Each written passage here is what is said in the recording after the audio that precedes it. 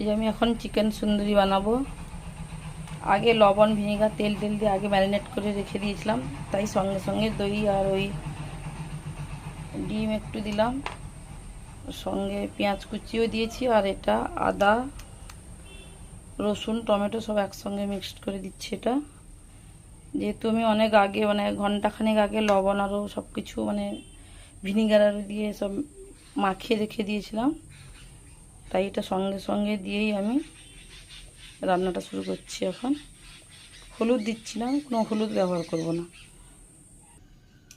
যে কড়াইতে একটু তেল দিয়েছি, আলু ভাজা তেলটা ছিল, সঙ্গে ওই যে দারচিনি লবঙ্গ এলাচ সব কিছু দিয়ে দিলাম, সঙ্গে যে চিনি একটু দিলাম, আপনারা দিতে পারেন নাও দিতে পারেন, আমি যেগুলো একটু করে দিলাম।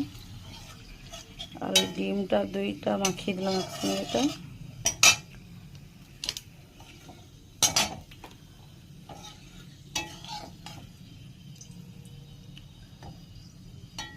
এই চিনিটা এইভাবে হয়ে গেল।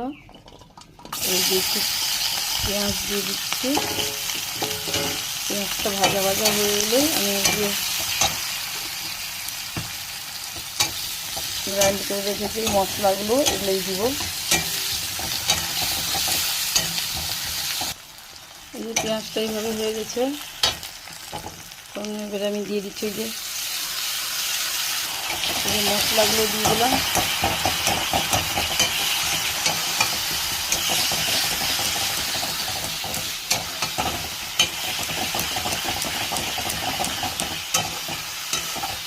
মশলাটা একটু ভাজা ভাজা হয়ে গেলে, কষানো হয়ে গেলে ওই মাংসগুলো ঢেলে দিব।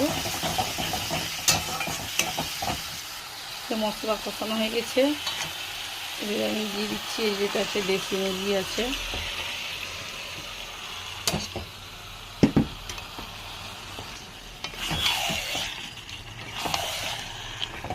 ওটা নাড়া একটু মানে সেদ্ধ হয়ে এলেই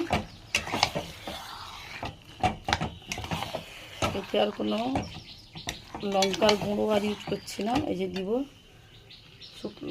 শুকনো লঙ্কা, আর সঙ্গে মৌরি জিরে আর একটু ধনে দিব, দিয়ে এটা আগে পাউডার বানিয়ে এরপরে দেবো।